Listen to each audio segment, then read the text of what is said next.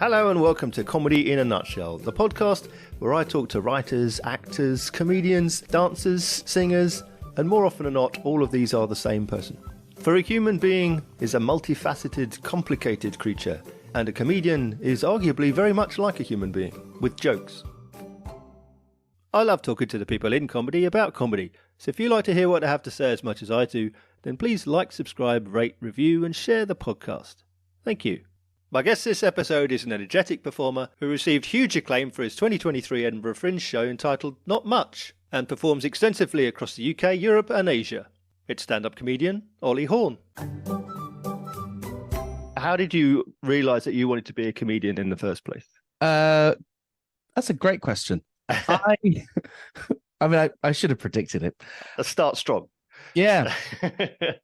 I didn't know that comedy was a job that you could do.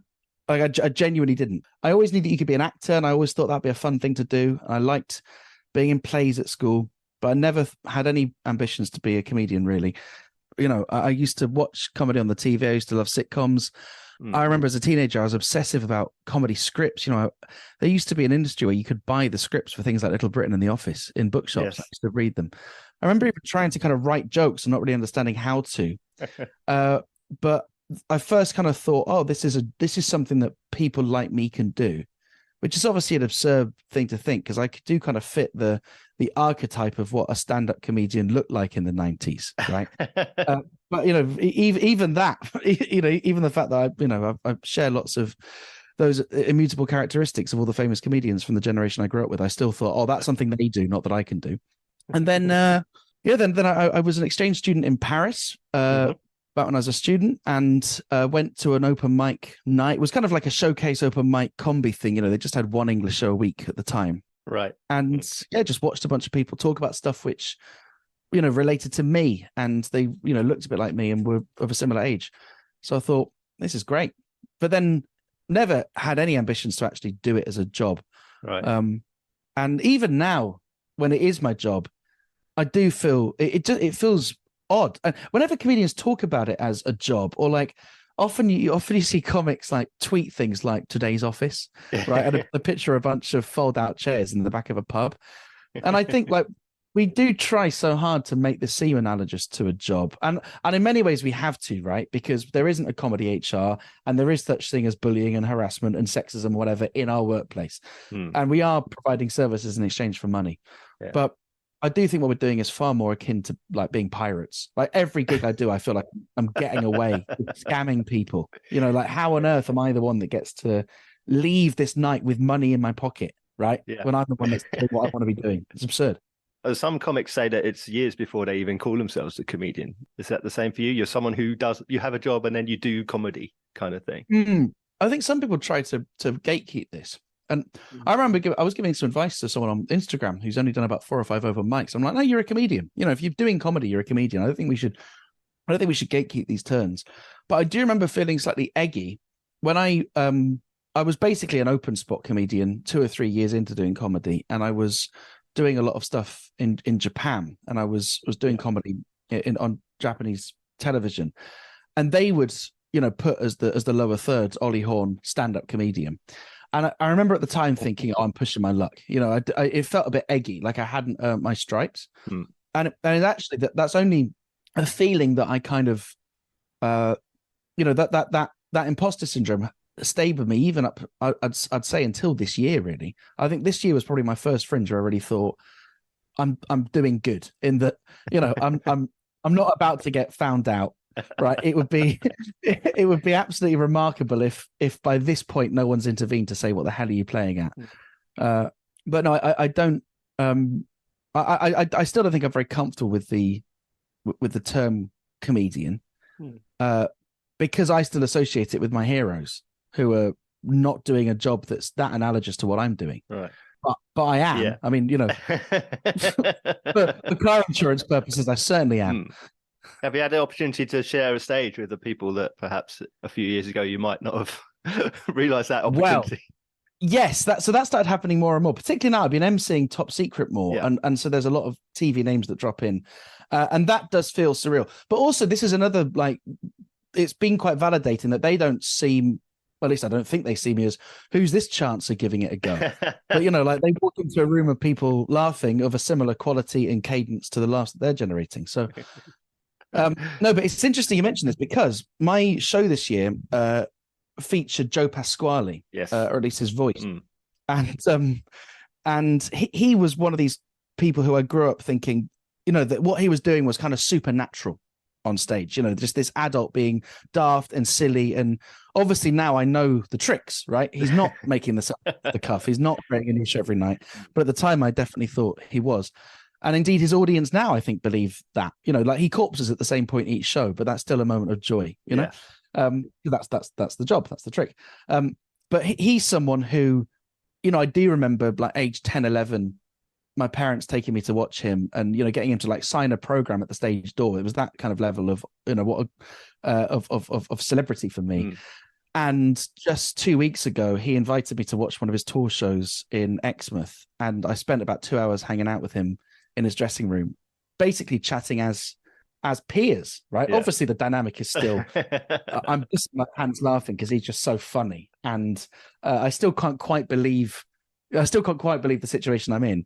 But, you know, he, you know, him and I share a language and he, you know, I think he respects the job that I do. You know, he respects the gigs that I do. Yeah. And, you know, I came up with a line, for a tag for one of his jokes and he used it, you know, so it's like, it's very odd that this is kind of the first year where I've had these moments where people who I did kind of idolize, and I appreciate it is Joe Pasquale. You know, it's not like I've done a car show with Steve Coogan yet.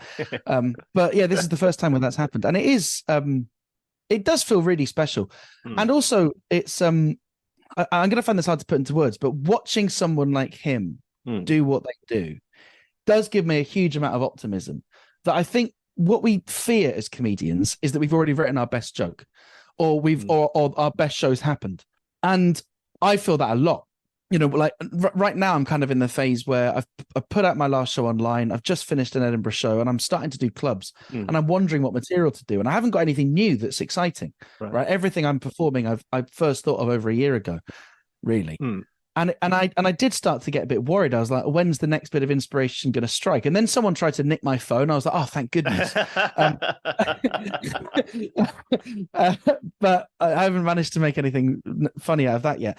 But, you know, he's someone who 30 years in the business or 40 years in the business is still coming up with, you know, he's writing jokes about Harry and Meghan, right? Like the world's changed and he's had to, you know, and he's got to write about it. So I think what happens is he's got this skill set that he can now apply to, you know, to novel things. And I think something that I didn't realize in my first 7 or 8 years doing comedy is what we're actually building is not our material, but our skill set.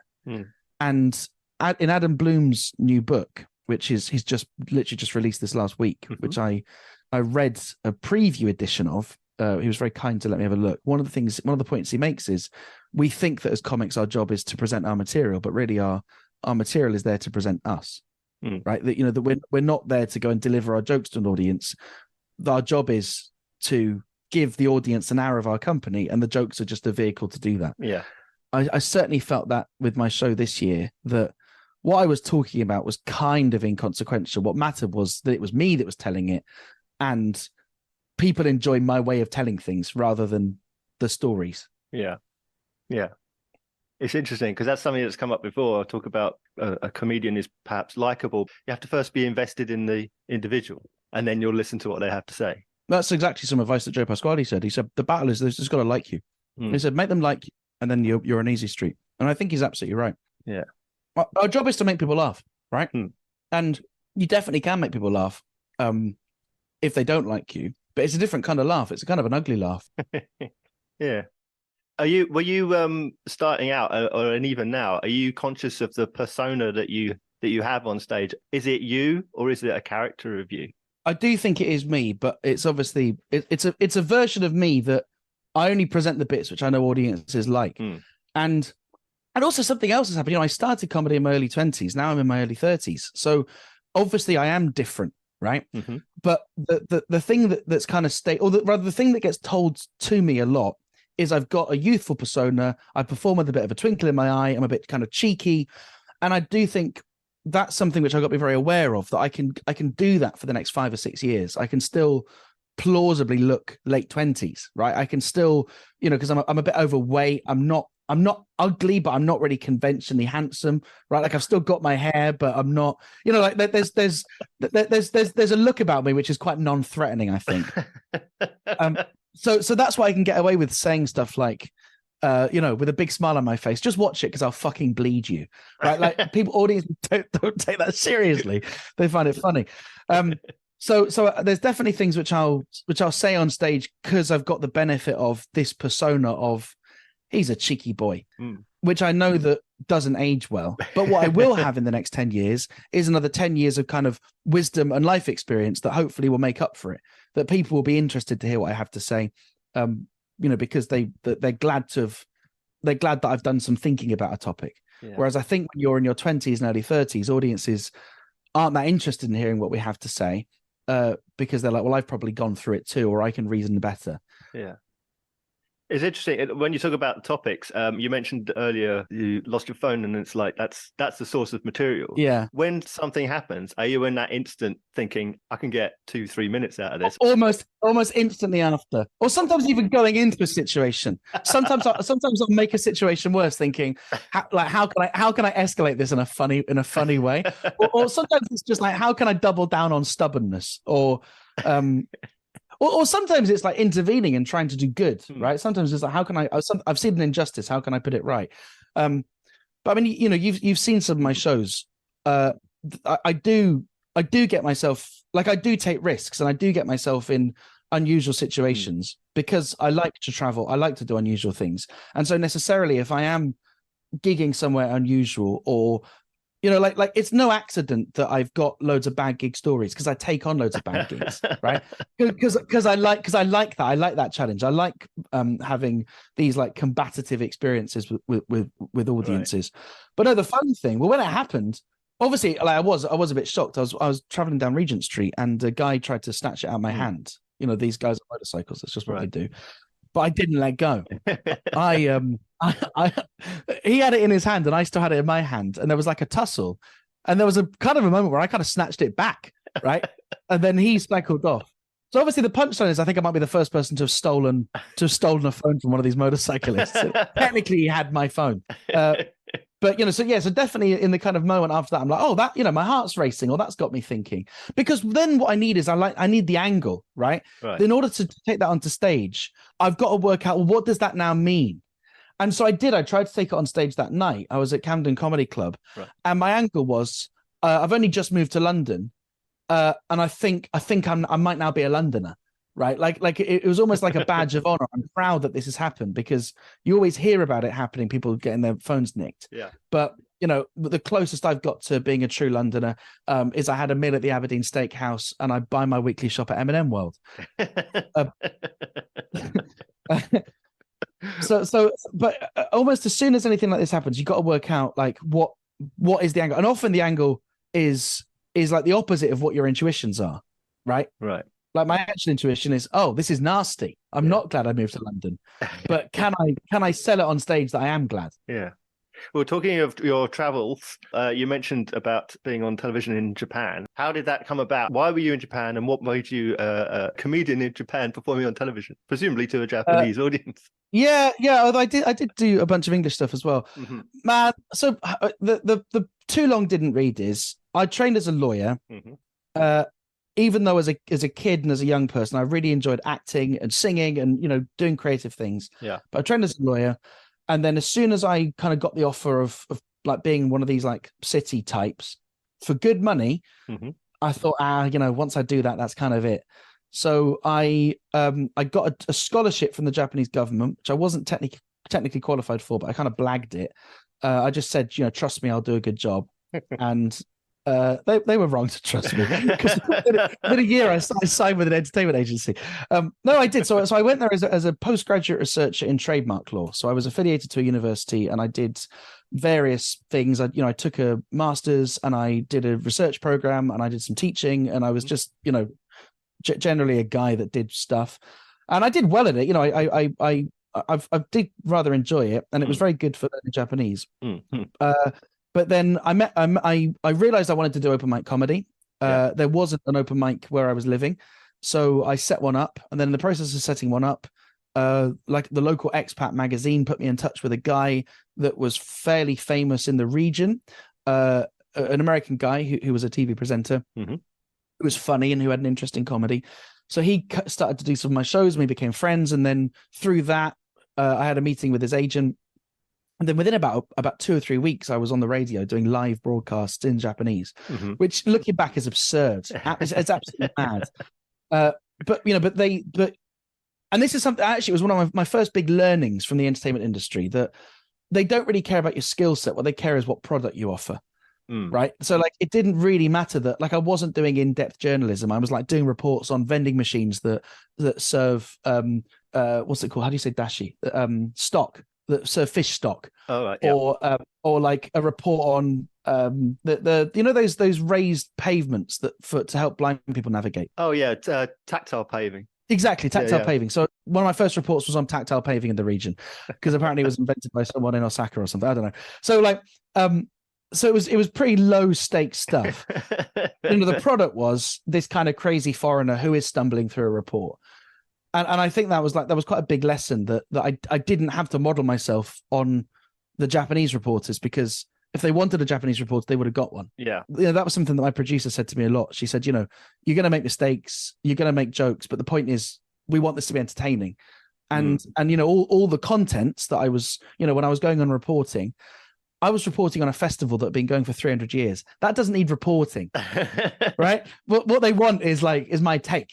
And I think that was, so I did a lot of that kind of stuff. Then I did a bit of presenting, and I really enjoyed it. And I would like to do it again, I think. I'm starting to get back into that kind of thing. And then through that, there were some Japanese comedians that were performing in English, and then they were also trying to make stand-up a thing in Japanese. So a couple of us non-Japanese people went on tour with them. And, I was performing Japanese stand-up to a Japanese audience and basically bombing most. I mean, occasionally I did well, and it felt incredible. Right. It really felt like I'd like broken some spell. Wow. Right? Because you really had to work for it. Yeah. And then, whilst being based in Japan, at the time, there was a really buoyant stand-up comedy scene in Southeast Asia. So there were 2 full-time clubs in Malaysia. There was 2 full-time clubs. Oh, no, 1 or 2 full-time clubs in Hong Kong. Singapore had a club. Thailand didn't have any permanent venues, but had loads of different, gigs. Yeah. The flights were really cheap. It was like, looking back, I remember this gig in Thailand flying me out for one night to go and do a gig for them. And the airfare was cheaper than a train, which I'm taking to London, right? So that's how I did loads of gigging there. And also, as some British acts came out, I helped manage their tours. So people like Josie Long, Phil Wang, Brendan Burns, Stu Goldsmith, who else? We had quite a few. And so through that, I learned a lot. I was watching these comics perform as a fish out of water. Yeah. And then I learned how to do comedy in a very odd environment. And so I completely bypassed the open mic circuit in London, which I'm very grateful for. What about cultural differences? I suppose if you're based in Japan, you'll pick up reference points that you can talk about. But visiting comedians, or I suppose if you move around the region, you might not have those reference points. Do you have things that you talk about that fall flat, or do people laugh at you for the wrong reason? Well, generally speaking, and this is something which, like, there's a reason that the pros are the pros. Like, I remember watching Jim Gaffigan come to Tokyo. I was actually due to open for him, but then there was a visa issue and I couldn't. Right. But I went to go watch the show anyway. And it was remarkable how good his observational comedy about Japan was. He'd been there for like 6 hours, but he had some really fully formed, not only ideas, but full on routines about little things about how the taxis work, how you pay for things. And they were observations which I guess other expat comedians could have observed, but he articulates it right. And so sometimes it's not about what you notice, it's about, are you able to articulate it in a way that resonates? And the people that are really good, Brendan Burns is also really good at this. They can notice the same things but articulate it well. Almost every visiting comic did a Japanese toilets have buttons and clean your ass routine, but very few of them did it well. Right. But then also something else, which I think if people haven't gigged in the region, I actually think the gigs are easier out there than they are in the UK. And the reason for that is twofold. One, the language barrier isn't as bad as you think, because a lot of the people are either, like Singapore, people are basically native English speakers, or at least the ones that come to the comedy are, or they're an expat crowd of people who work professionally in English. So you might have a load of Germans and French, but their English will be better than a German or a French person in Germany or France. Right. So generally the language barrier is not too bad. And secondly, Steve Martin said in his book that the best jokes are about the parking.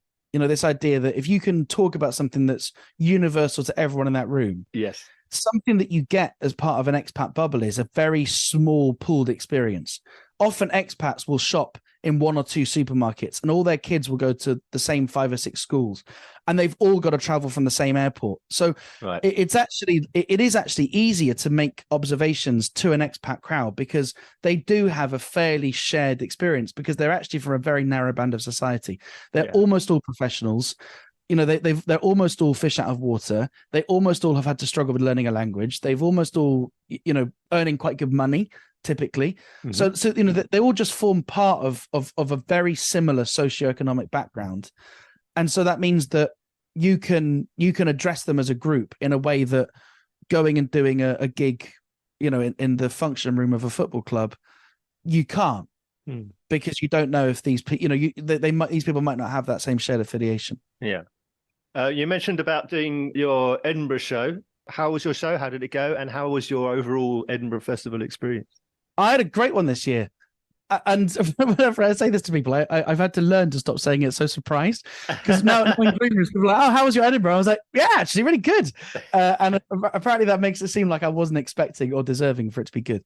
But no, I really feel like it's going to sound very conceited, but I really feel like the work's paying off. That I know how to do a show now. Yeah. That the first time I did an hour by myself.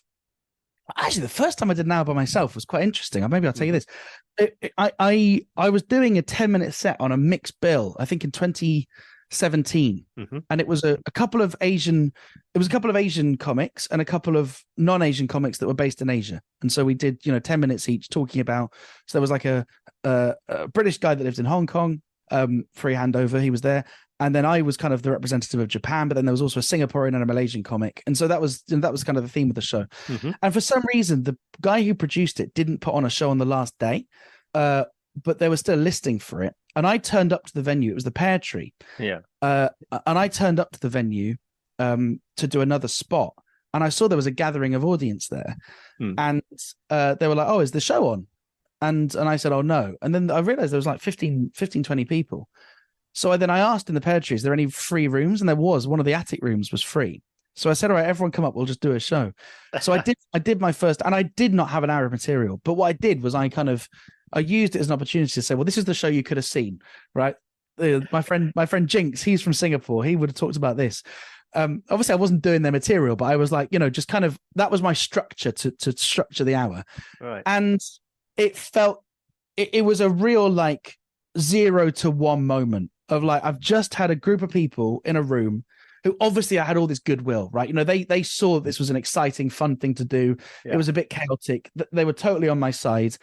But despite not really having an hour of material, I entertained them for about 45, 50 minutes. They gave me money at the end, and that money came direct to me. They were throwing £10 notes at me. I thought, oh my God, this is real money. I can't believe it. What are they thinking? Are they mad? And I also remember about 5 years ago, it would have been 5 years ago exactly, I did a gig at Braintree Comedy Club, run by James Beattie. He's fantastic. He's just a wonderful person. And he was doing some Edinburgh previews the next day. And he kind of joked to me and he said, oh, if one doesn't turn up, will you do it? And I got like heart palpitations. I thought I could never, for me, that room was enormous. It was like maybe 100-seater, but it felt enormous. And I think Darren Harriott and someone else were doing the previews. And I thought I'm nowhere near that level. But now I can knock an hour show out. I mean, literally last minute, I got a call from Top Secret just before the Fringe, saying, Ollie, a comedian hasn't turned up for their preview. Are you nearby?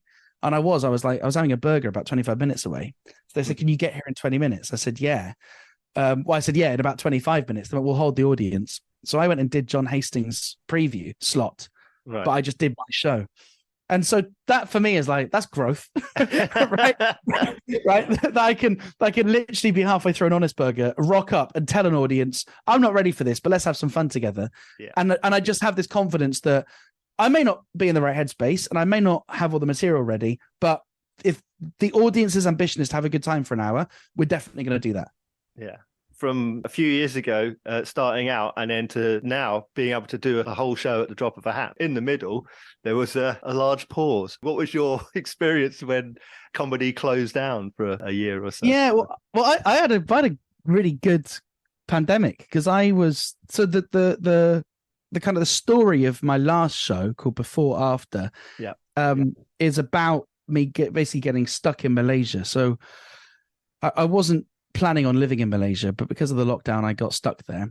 And my friend who owns a comedy club there that later got shut down by the religious authorities, but that's a completely separate issue. He owned a comedy club there, and I was gigging there a lot, and I loved it. It kind of felt like a home club, actually. You know, I really felt comfortable and confident on that stage. I'd MC there a lot. I'd close those shows a lot. And during the pandemic, he was about to lose it, so I helped him turn it into a pizzeria. So neither of us had any experience doing this, but we just watched YouTube videos, learned how to do it, and created a pizzeria. And there was a moment, there was kind of a crossover period where the club started to reopen to socially distanced customers, and I was like spinning pizza dough in the air, brushing off the flour, then going on stage, and I thought, this is mad. This is absolutely insane. So I had a really good, and I had I joined an agency which got me a bunch of Zoom work. So I would do corporate comedy on Zoom, which I started off hating, like genuinely despising. But then I kind of taught myself to like it. I kind of thought, well, I'll just treat this like a radio recording. I'm not here to make them laugh. I'm just here to be a fun, entertaining. You know, this is as long as this is their best Zoom of the week, I've done my job. Yeah. Right. People open Zoom with dread normally, but at least if I can, not give them that feeling. So I was doing that. So I was earning okay money in pounds, and then kind of living in Malaysia, which has a lower cost of living. Mm-hmm. And I met a girl, and we lived together for a while. It was just, I'd say it was a really nice life, but I was still very active in comedy. You know, I was gigging a lot. I was doing these Zoom gigs, and then when the first Fringe happened in 2021, the first post-COVID Fringe, which was kind of a mini Fringe. There was only about 300 or 400 shows. Yeah. I had an hour. You know, I did. Chortle, Steve Bennett from Chortle did say, this seems a bit cobbled together. Well, obviously, Steve, how else was I going to write it? But I had lots of material that I'd written out in Malaysia that I could then, form into a show for the UK market. Yeah. I think I owe a lot of my kind of growth as a comedian to having lots and lots of stage time at the Crack House Comedy Club in Kuala Lumpur that closed down. I would be on there maybe 4 or 5 times a week to a club owner that really trusted me, that I could have an absolute stinker. I could take big risks, and I did. I would, people would walk out, particularly the expats, so I'd kind of call them out on their bullshit. And also there was a period just before COVID where visiting acts were coming through. Really good people like Dave Thompson, Freddie Quinn. Mm-hmm. So, just kind of gigging with them and, was just wonderful. When you were putting together your show, did you have certain stories or certain messages you wanted to impart, or did you start with jokes and say, these are jokes I want to tell? Do you start with the funny and tell the story, or you start with the story and make it funny?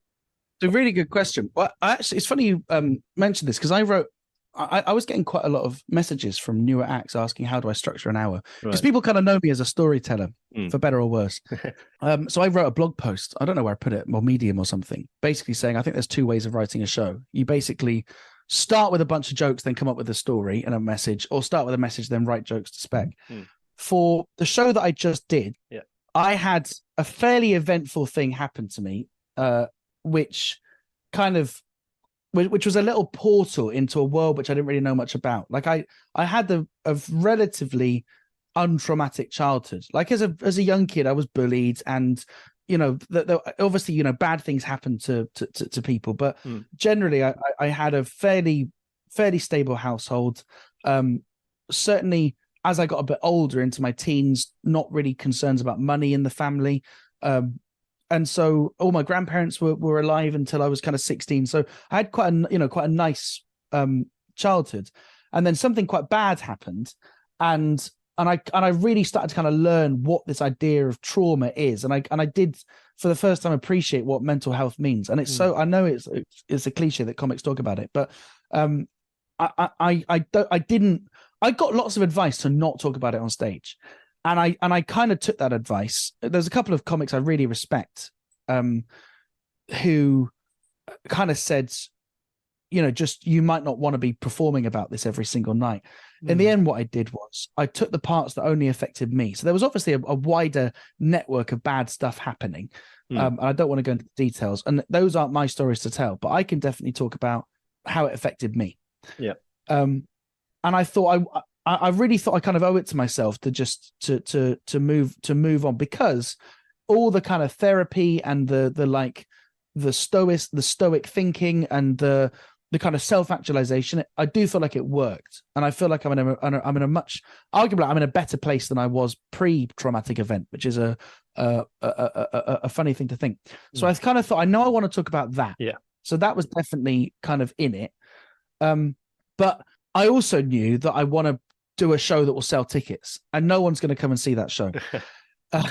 So the thing which most often gets asked to me is talking about my bad gigs, because people know I travel and do gigs in the arse end of nowhere, and I travel abroad, and I don't film them all, but if I did, I'd have one of the biggest catalogs of just dealing with idiots.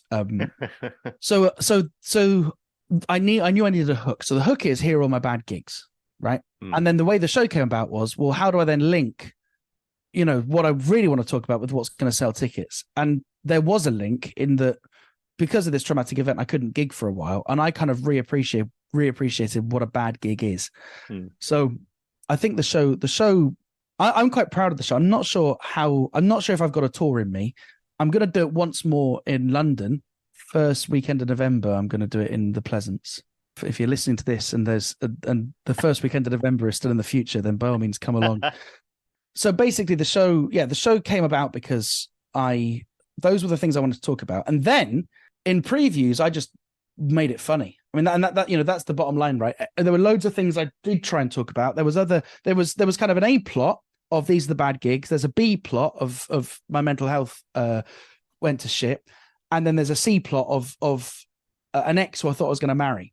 And the C plot had loads more in it, right? Because I kind of talked about other dates I'd been on, and I talked about, this idea of finding a wife. And I've got loads of good material that I do think is funny, but it didn't really serve the show. So I just had to kind of burn that. Likewise with the bad gigs, I've got loads of bad gig stories, but I realized it was kind of tiring for the audience to kind of hear what. It kind of got to the point they're like, why are you doing this to yourself? Like why do we keep hearing the same patterns again and again? This is all your fault. So I then eventually, very late in the game, I think like my last preview before Edinburgh, I said to the audience, I'm going to tell you 3 bad gig stories. And that was like, okay, that makes sense for me and it makes sense for them.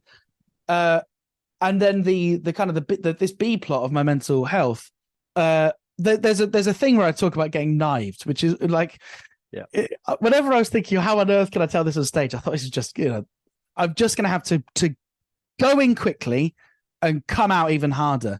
And as long as we're leaving laughing, we're fine. So I just found a way to present it in a funny way, and I think I achieved it. It's actually one of the funniest parts of the show. So yeah, basically this, to answer your question, I knew some stuff I wanted to talk about. Yeah. Because that's interesting, and I think the most important thing for any show is that it's interesting. Actually, the funny will come if you've got the skill set. You can be funny, and like I won't have an audience in front of me for an hour and not let it be funny, right? Yeah, and that I can do in the moment. But what I can't do is I can't make it interesting in the moment. I can't fake something that I'm not interested about. So I knew it had to be something that I was really kind of engaged with, emotionally and intellectually, and then. Yeah, then I just kind of kept, and every time I did the show, I just kept adding jokes and adding callbacks, And then very late in the game, Joe Pasquale got involved.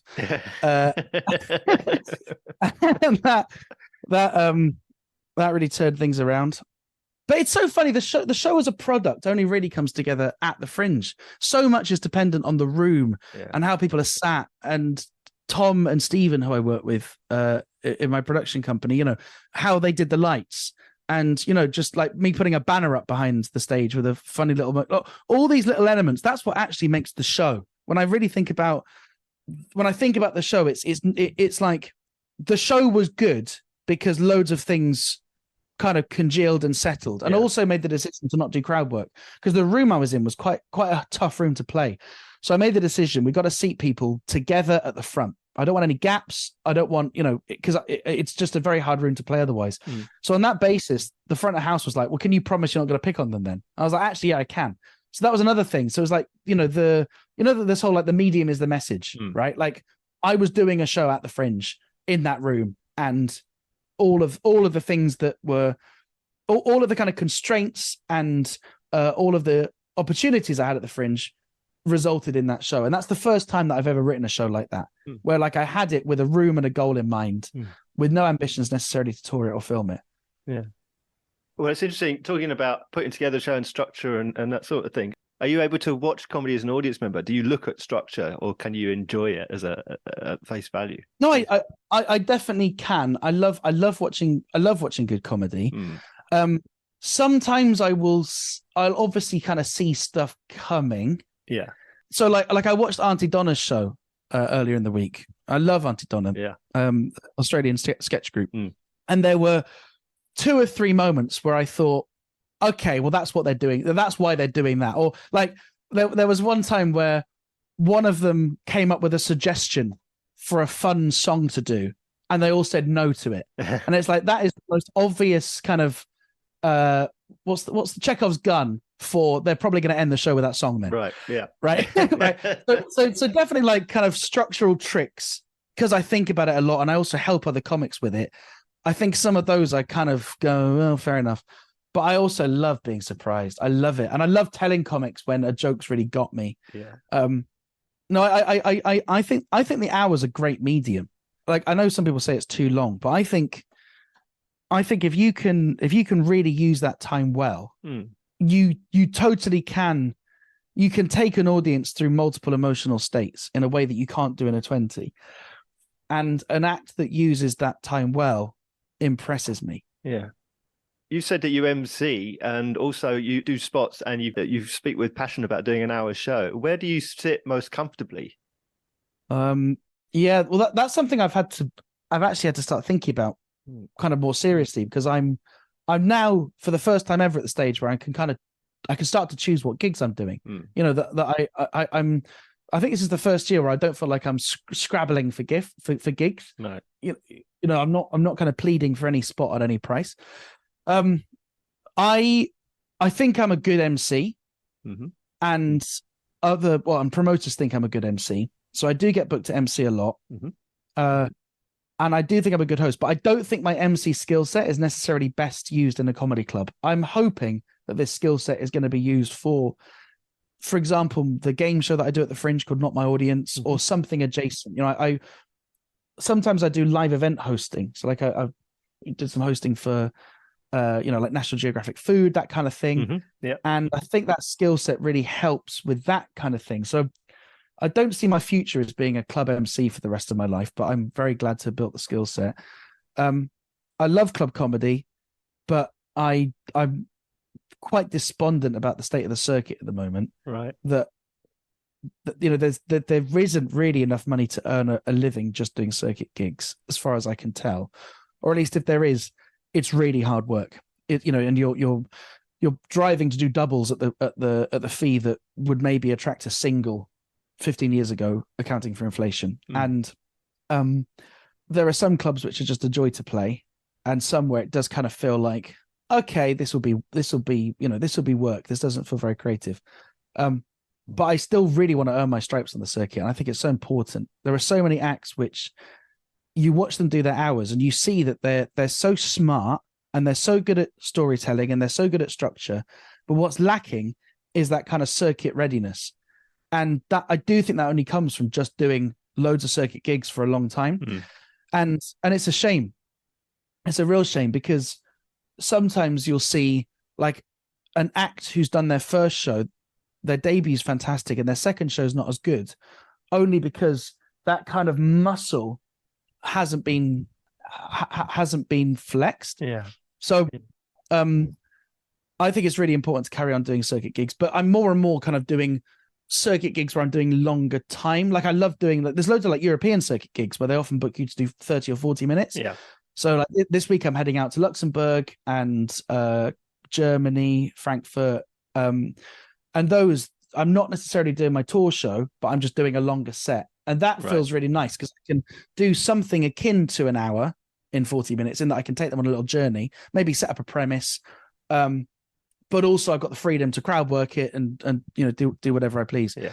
But my ambition is carry on doing my hours, and build enough of an audience that that can kind of sustain me.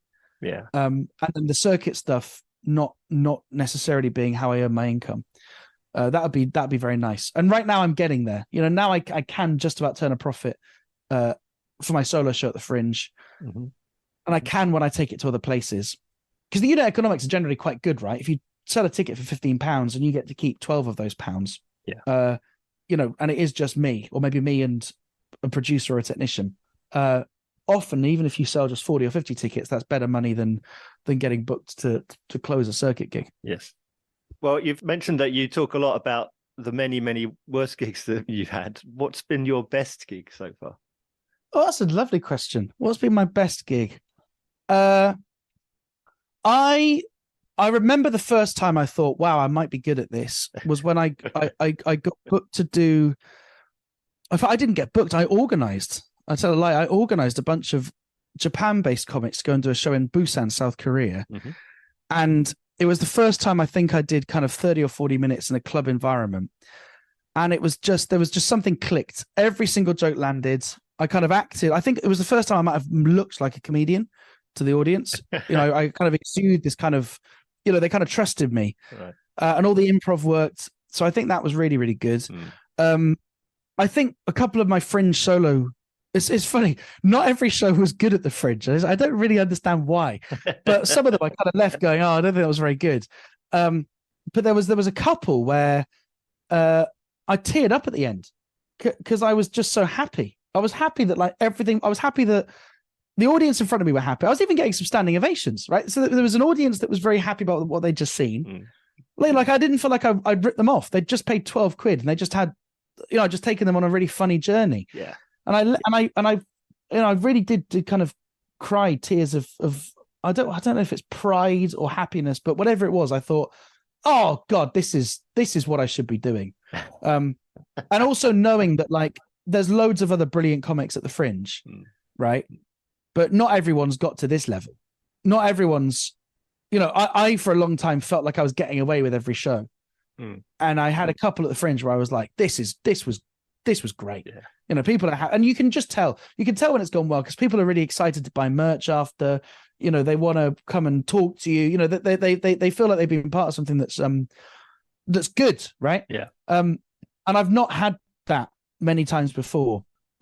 So I'd say, yeah, a couple of those Fringe ones. And then at the Fringe, as well as my solo show, I did a bunch of other things, I hosted some stuff and went on some compilations. And I was one of the acts on 5 headliners for £10 at Hootenannies. Yes.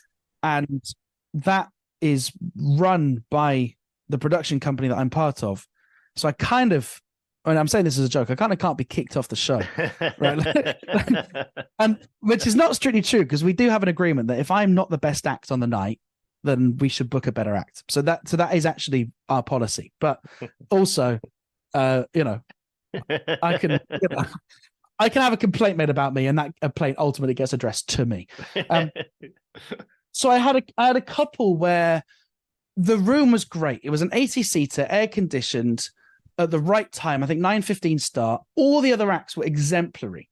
We had people like Alistair Barry, Amos Gill, Jambi McGrath, whose 10-minute set is just phenomenally gag dense. Aidan McQueen, who's brilliant. it was Anna Pal, how can I forget, who's just astonishingly good. So the standard was high, and no matter where on the bill I went, I was before and after a great comic. The audience were paying $10 for this show, which is an absolute steal to see 5 good acts. And so the room was just so hot.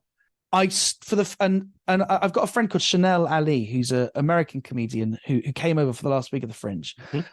And she'd not seen me do stand-up before, but she said something. She went, I like it when you're silly, right?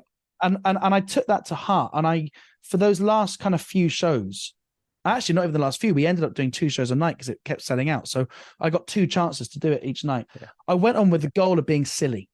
And this is partly like inspired a bit by Pasquale. But it was just this idea of like, if I say something in a funny way and it gets a laugh, then explore why that was funny and do more of it. Or, if a thought occurs to me about something that's happened in the room or about something that's happened that day, then play with it. And so I went on to a couple of these shows really with the attitude of, I'm not here to do a set. I'm here to entertain for 10 minutes. And I know that I can afford to not do brilliantly if that's the consequence of this, because I've got amazing acts before and after. And also Stephen and Tom probably wouldn't kick me off the show if I kicked it first. And so I had just some incredible sets. In fact, I did one set talking about the Tesco meal deal, which I've now kind of added a few more jokes to and put on YouTube. Yes. But Stephen, who's been watching me do comedy for literally 10 years, said that was the first time I've seen you do a set that looks like it could be on live at the Apollo. He said you were so present, you were so, Stephen does not give me compliments about my comedy very often. That's why he's a good producer. He thinks quite poorly, I think, a lot of the choices I make. But it was this combination of the room was hot, I was in a very good mood, I felt funny, I was in good shape, kind of comedically. I'd done 4 or 5 shows, and I just was, being playful and honest and just, incredibly big laughs like I've never got before. Yeah. People really bent over, hurting with laughter, just enjoying the cadence of me talking rather than what I was saying. And this kind of goes back to that thing we were saying earlier about our job is not the material, it's about us. Yeah. And I think it was me being silly. It was me just causing this little storm for 10 minutes that people were enjoying. And it felt fantastic. And I'd love to be able to do more of that. I don't know how, but I've got to kind of replicate that feeling. So on the back of that, then, what do you think are the most important lessons that you've learned so far? That experience counts for a huge amount, and that there is, a lot can be achieved and a lot can be rescued by just being experienced and having played certain types of gigs before and having made certain types of decisions before. You're not coming up on the moment with a response. You're going through the Rolodex of how have I dealt with this analogous problem before, right? So I think that's a really important one. I think getting over that feeling that like the audience is doing us a favor, because I totally feel that. I totally feel so proud and lucky that I get to be able to do this. But I don't think that's a particularly helpful attitude to go on stage with. I think it's a good attitude to have generally. And I think certainly when I'm kind of thinking about, anything to do with this industry, I'm starting from a position of, well, I am living my dream. And I'm just so grateful that these opportunities are coming, even if I lose them or even if they don't work out. But I do think on stage, one of the things I did this year was try and get myself in the mindset that I am providing a service to the audience, that they've come to the Fringe to be entertained and to have a good time. Yeah. And I shouldn't let my gratitude that I get to do this get in the way of that job. And I maybe I'm not articulating myself very well, but like above all else, my job is to entertain the people that have come to see me. Yes. And that might mean I need to change course, or it might mean that I need to do something that I hadn't planned to do. But it's better for me and it's better for my audience if I go in with an attitude of they have come because they are trusting me to entertain them for an hour. So I shouldn't be ashamed that that's what I'm doing. Yeah. And I for a long time kind of felt embarrassed and ashamed that I'm about to get away with this. Right. Yeah. just on a little further from what you just said, it's also the audience buying into the individual, and the fact that when you go on and play around and be silly, you're allowed to enjoy it. And if you enjoy it, the audience will enjoy it more because they trust you and they enjoy what you're doing. Yeah, and I guess it's like, this isn't very useful advice to someone starting out, because an audience won't trust you if it's your first show because it's your debut. So maybe there's a bit of buzz about you and that buys you some goodwill, or maybe you've got a really good PR and massive posters and that provides a bit of excitement. But I do think it's like, goes back to the first thing I said, it's only through kind of experience of kind of knowing, well, I must have done, I don't even know, maybe even over 1,000 solo shows. How can I even work it out? I've done a lot. You know, I've had an audience in front of me for an hour many, many times. Mm-hmm. So just kind of trusting that it's always worked out. And so I've got to go in with the attitude of let's deliver this product. Yeah. And then the final kind of lesson from this Fringe is serendipity is a wonderful thing. And I think generally it's so easy to kind of get bogged down in, you know, getting a certain type of press or meeting the right industry or whatever, but kind of trusting that there isn't a system, right? And because there's not a system, and because the comedy industry is just a whole bunch of self-interested people, which is not a bad thing. That's how it should be, right? That I didn't go into the Fringe with kind of particular goals in mind, but I certainly left with opportunities that I thought, wouldn't that be nice if I could do that one day? And I can't talk about them right now because nothing's come of them yet, and so I'll jinx it. But there's 2 or 3 things which I kind of thought that would be a nice thing to do one day, or that would be a nice thing to have happen. Yeah. And they are happening, or at least they're in the early stages of happening. Not because I necessarily tried, but because I just did good work and showed up and was kind of consistent. Yeah. And I never believed it when I'd listened to like ComCom pods and comedians with 10, 20 years more experience than me saying things like, it's all going to be okay. It's very hard to believe it, but I do think it's true. I think if you just stay in the game, do good work, try not to be too much of a dick. I think you have to be a bit of a dick. You have to be a little bit self-interested, but generally, if you just kind of keep on showing up, provide something which people are interested in seeing, and kind of just kind of be fair and consistent in your dealings, then out of nowhere opportunities do just come. Yeah. Which I didn't believe before. How can we find out about you and where we can come and see you perform? I post all my stuff. Well, actually, the best is my mailing list. I send an email every couple of months with like my plans for the next few months, and that's really nice community of people. These are all people that have seen me or heard me somewhere, and people reply to the emails, and you know, it's nice. And often people will come to a show and say, you know, in fact, I did a show in Melbourne this year, and someone said, I've been on your mailing list since 2018. And it was, I couldn't believe it. I thought, I didn't even know these people existed. Of course they do, because I see them turn up to the shows, but it's really hard to like join the dots. So my mailing list, olliehorn.com, there's a button there. And I think that's like, you know, I'm quite honest there as well. Like, you know, I'll say when things are going well and when they're going badly. So sign up to the mailing list if you want to hear more from me. And then I post all my kind of circuit stuff on Instagram, which is Ollie Horn Comedy. But if this is going out kind of late October, then try and see me at the Pleasance, and then likely heading off to my plan. I've not really had any time off at all since COVID, and even COVID didn't really feel like any time off at all. So for the first time ever, I'm going to try and not work for a bit. And so my plan is to not do the December Christmas season, and I'm going to go and be somewhere in Southeast Asia and somewhere where it's not too expensive to be, and just exist for a bit, and then go and work very hard during the Australian festival season, and then back to the UK for Brighton, and then back for Edinburgh, and then it continues. Either I'm a household name or bitter. And so my final question then, Ollie, how would you summarize comedy in a nutshell? I think comedy is it's a calling. I think for a comedian, it's like every comedian that's done an open mic and got that first laugh, something's clicked. There's been a series of moving parts in your head, and when you stand on that stage and it feels right, it does kind of feel like a calling. It feels like this is something which I'm naturally predisposed to do, and I've just got to find the right vehicle for whatever that feeling is. So I think that's my sensible answer. The actual answer is the intersection between ADHD and alcoholism.